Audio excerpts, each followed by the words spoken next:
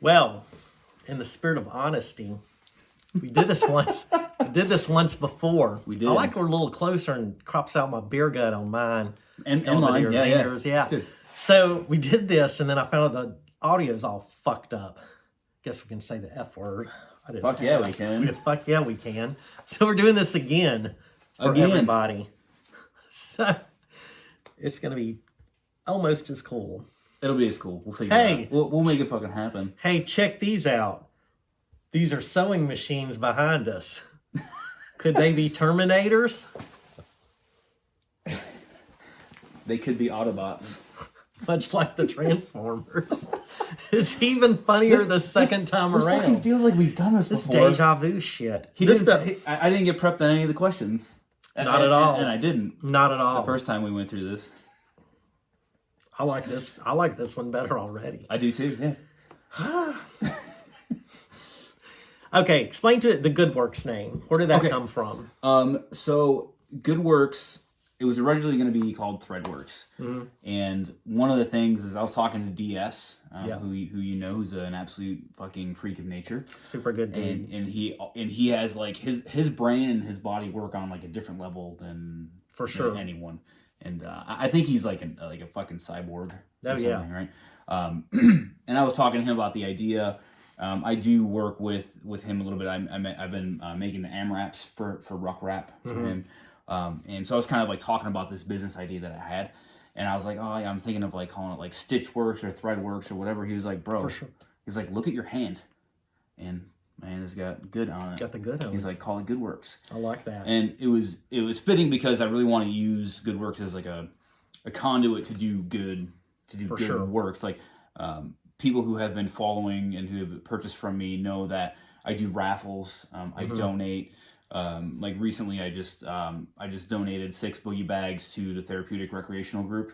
Oh, awesome! And they took 6 disabled veterans to the top of Mount Elbert, I think it is. So a 14er in Colorado. It's like the second highest peak in Colorado. Super cool. So like I sent those out. So it was really really amazing to see.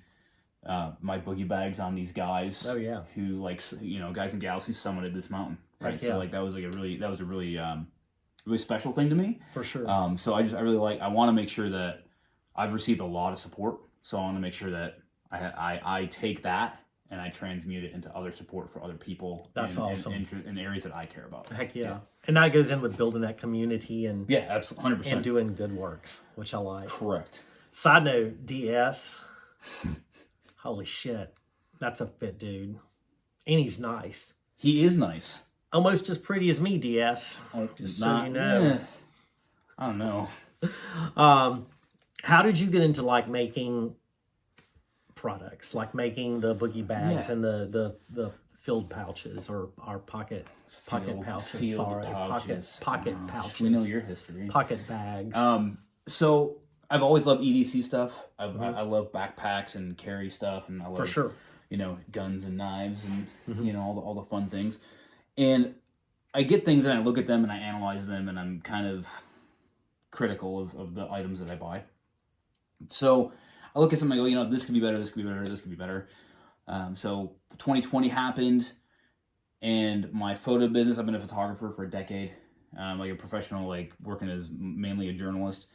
And my clients started calling and jobs started tanking, and I just like it was like the last nail in the coffin for that business. And instead of sitting around, with my fucking ass in my hands, I was like, I'm gonna try building something. So I just started sewing pouches. Like my mom bought my first sewing machine. Oh, nice. So like she helped me find it, and so I taught myself, and I just started learning.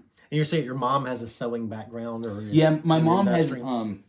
My mom does a lot of embroidery, so she just got this gnarly like 16 needle machine that does she does patches, like custom patches. Oh, and stuff for like sure. That. So yeah, so she's like knowledgeable in the area, so she helped me research and find like the very first machine that I got. Yeah, that's super awesome. And you are a lifelong Michigander. I am. Yep, I was born in Royal Oak, just outside of Detroit. I've been here for the vast majority of my life. I've been to most of the states. I've been to Alaska, Hawaii, but I've been I've done so many different like weird jobs. So I worked as a mover for a while, so I got to go on the road and like check out like a bunch of different places. I worked for one of my brother's companies. We did rollouts for EBT systems when food stamps converted from paper to digital or electronic. So I went through a bunch of different states doing that. But I've lived in Boston, Seattle, Columbus, Ohio, here mostly. Nice. So like I've been all over. But yeah, Michigan's home. I've been digging Michigan, and like I've almost said this before, I feel, but except for the cold. And I bitched you about and evidently I had a really light winter. He's whining about a cold a winter that was like totally not. It wasn't cold. It wasn't a typical Michigan winter. But Michigan's a beautiful state. I've enjoyed the scenery, and I like that even in the cold it doesn't shut down. Like in the summer, there's the kayaking, camping, hiking. The list goes on. But in the winter, they'll transition to kayaking, camping, exactly, snowshoeing, all that stuff incorporating that. So.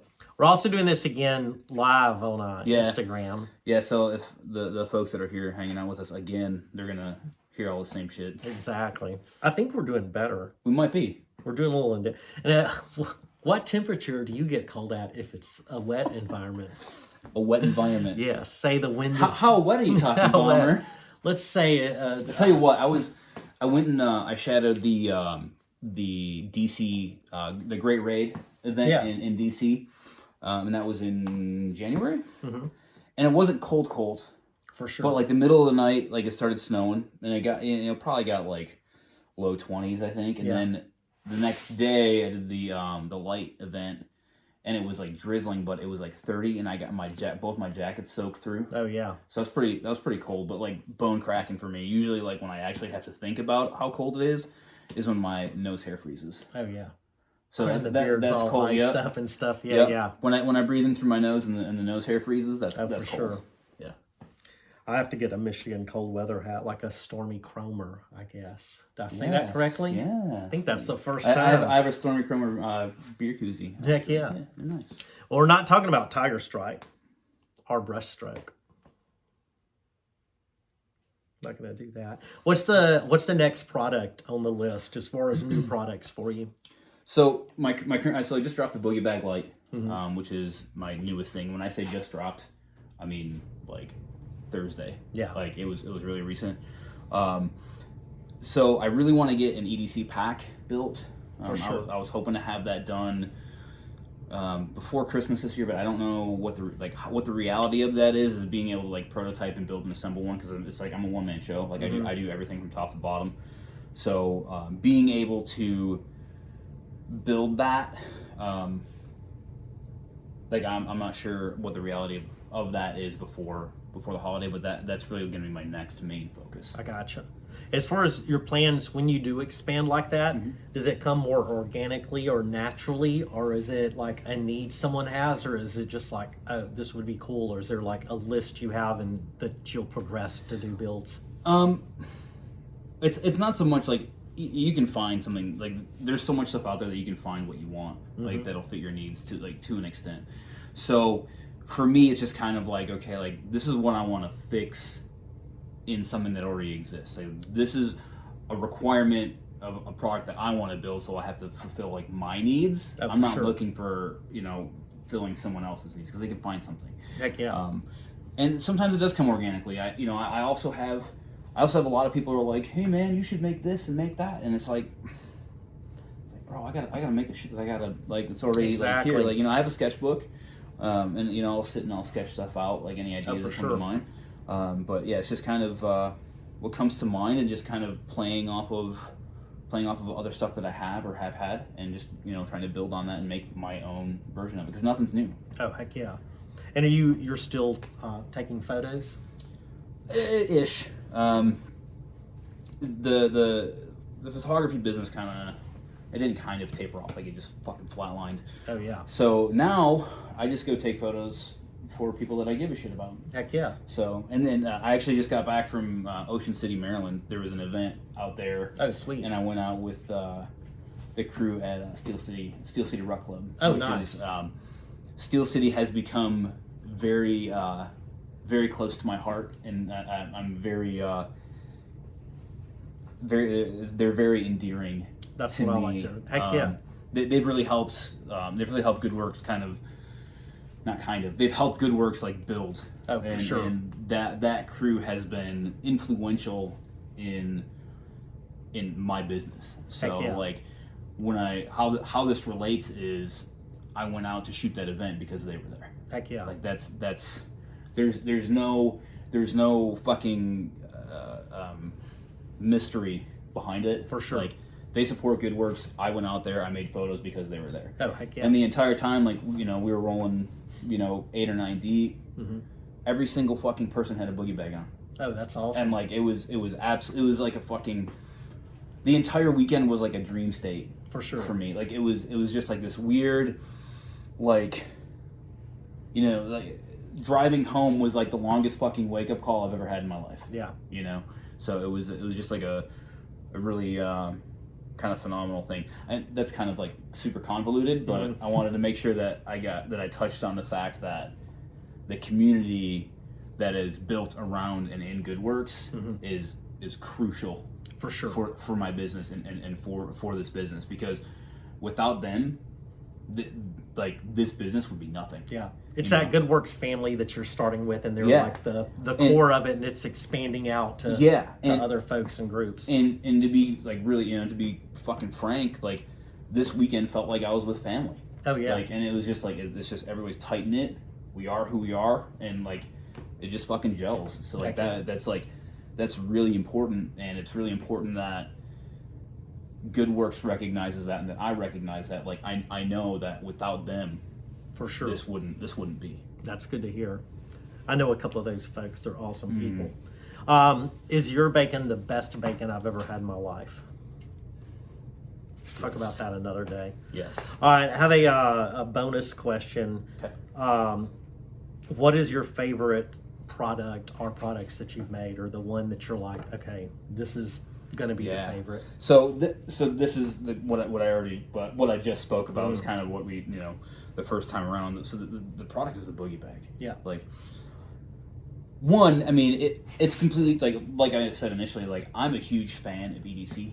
Like I love EDC stuff, and starting to I had my buddy Phil, and I would fucking rib him all the time because he had this little brightly colored Patagonia fanny pack. Oh yeah. That he would wear on his chest, and I'd be like, nice bag. Yeah. And like always ribbing him about it, and I started building it. And I was For like, sure. why? Like why? Like I'm building a hip pack. Oh like, yeah. I'm like, this is weird.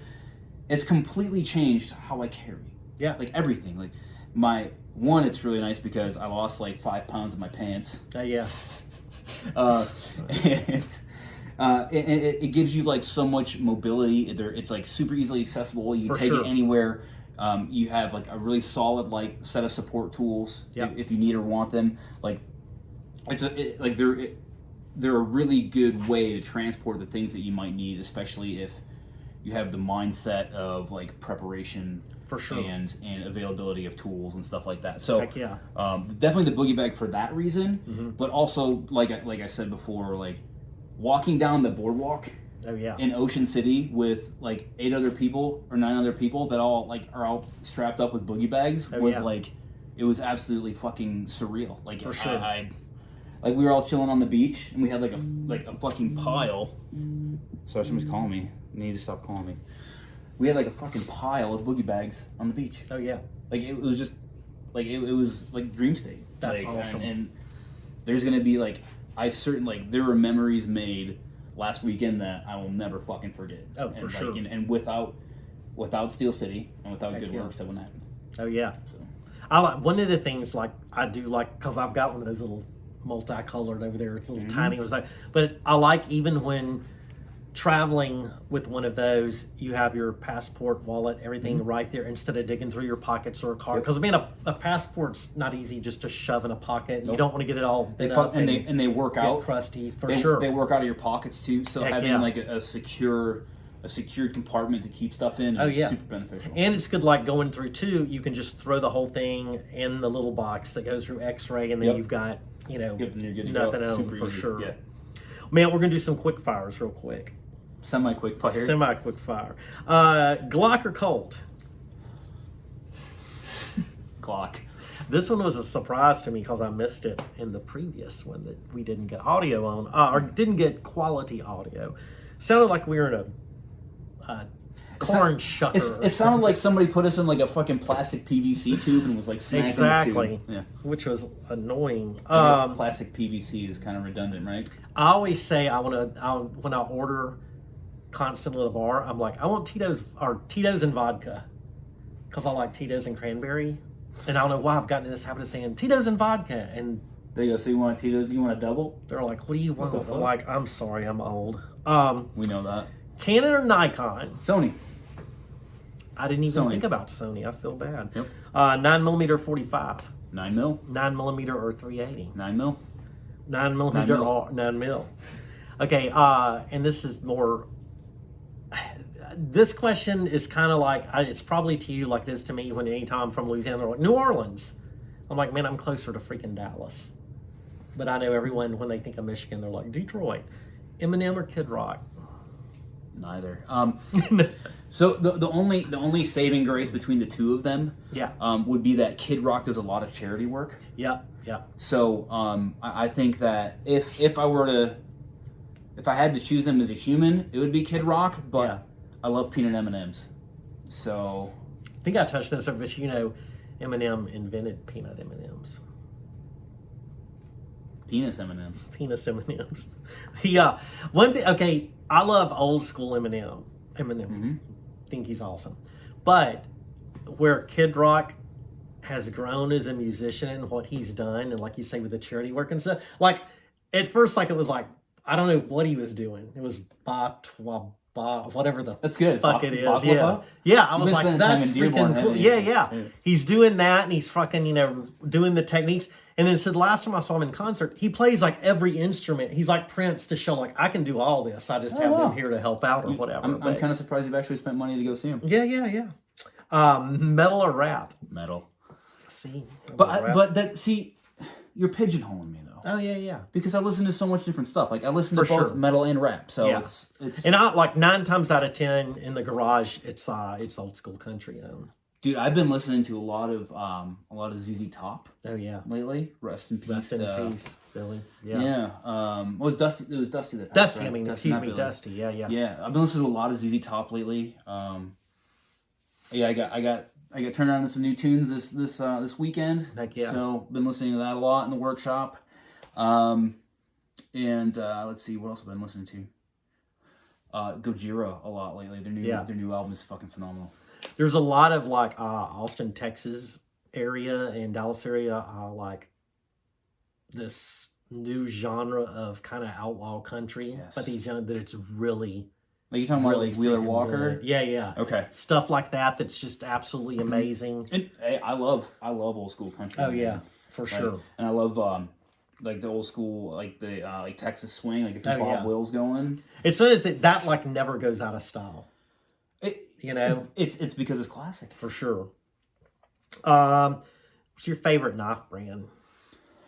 I have a lot of favorite knife brands. I could spend fucking weeks just looking at knives and like I love knives. Currently like my Grail blade, I really want a Compliance Edge because it's just one dude that he does everything. It's like very very similar to Goodwerks. He's been around like way longer and he's way more successful. But Compliance Edge is like I wanted one of his blades for so long because he does everything. Oh yeah. And they're decently priced. So that's really where as far as that goes. As far as EDC goes, I really love my Benchmaker Tillion. And I have a Kershaw makes good stuff like made in the U.S. Oh yeah. I also love I have a couple of really nice K-Bar Beckers that are good, and for being outdoors like backpacking and stuff, I love More Knife. Yeah. So More Knife is like a super affordable price point, but they make really high quality gear. I have their little Eldris is like a little tiny stubby knife. It's like $20. Oh yeah. Razor sharp, but like keeps its edge really nice. And then I also have an Essie Azula that I keep in my backpack. Good brand too. Yeah. So I have the Essie Azula rides in my EDC pack as my I have to have I bring a fixed blade with me everywhere. For sure. So like that's what rides in my EDC bag. Heck yeah. Yeah, because like I've got some Gucci made and some handmade stuff. Like I've even got I'll have to send you a picture of it. It's a rounding hammer blacksmiths use, but it works. I use it a lot to straighten out sheet metal and stuff. But the guy's a blacksmith that actually makes it, and it's the process that he does in some of those knife makers that are making them are really cool. But they end up in my gun safe, so I'm carrying my Benchmade stuff is on rotation a lot. And I've got like my Griptilian here, which I'm like, that's my everyday carry for. Caitlin says Cutco are our favorite for knives. Exactly. Well, you know what? Hey, she should be in the kitchen anyway, right? Whoa. Thought that, I didn't say it, Caitlin. Well, Man, can you show us one of the boogie bags real quick? Hell yeah, I can. Should we show them one of the forthcoming exclusive ones? Or should we show just like a standard boogie bag? Do you want to do a sneaky peek today, or? Well, why don't we do one of each? Okay. So this is like the one that I normally carry. This is like the ATAX Ghost. This is like this is my everyday. So you can see like that's kind of all torn up from having patches on there, but it's there's a black liner. Keep it real simple. I have Veltex on it, so I can put an organizer in there. I don't have it loaded out right now because it's not. And just to have what we test fit my Colt Officer's model. Oh yeah, fits in there really. It's not snug at all. It's good easy access on it. So this is kind of what I have, like an organizer in here. So I just have some headphones. I have a little case for my braces, some OC spray, marker, whatever. Keep my ID and everything in the front zip. A lot of people keep like their phones in here, whatever. I don't like keeping my phone in here. But yeah, it holds a lot of stuff. It does, like, for sure. A ton of stuff. And the sewing and how the zippers work and everything. I like the access and. So yeah, this is the boogie bag. For sure. This is like my favorite fucking thing so far. Should we show them the other one? Yeah, on to. Is that the one that I need to grab over there? Yeah. Okay, I'll reach and do that. I'm gonna pass it down low. That wasn't a boogie bag you just passed me, by the way. So we have this, which is sweet. I have touched all over it. He fingered it pretty good. Yeah. So this is I'm actually sitting on this. I've had the roadie, the brush stroke for a long time. If Randall's in here, he's gonna be really excited. If Randall's in my live video, but yeah, this is gonna be. I don't think I'm gonna do this is like an early version of it. So I don't think I'm gonna do the coyote in here, but this is gonna be it'll come out. Yeah. It's freaking sweet. It'll come out. The brush stroke is a really nice pattern. I really dig this pattern, so it'll arrive at some point. Sexual content, y'all, right there. Yes. See Randall? See a little hard eye and shit. All right, I'm gonna Doug Stryker. All right, I'm gonna kill mine up here. Hopefully, we got good audio, dude. Thanks so freaking much. Thank you for coming. This is amazing. The thing that surprises me is it's 7 floors underground. Which is this crazy. is my secret bunker. A lot of no elevator. I made him walk down the stairs. And the last few levels is just like kind of like those old wooden. Yeah, I'm like, how about a fucking fire pole or something? No fire poles. Thanks for the tour. Bye, y'all. Love you.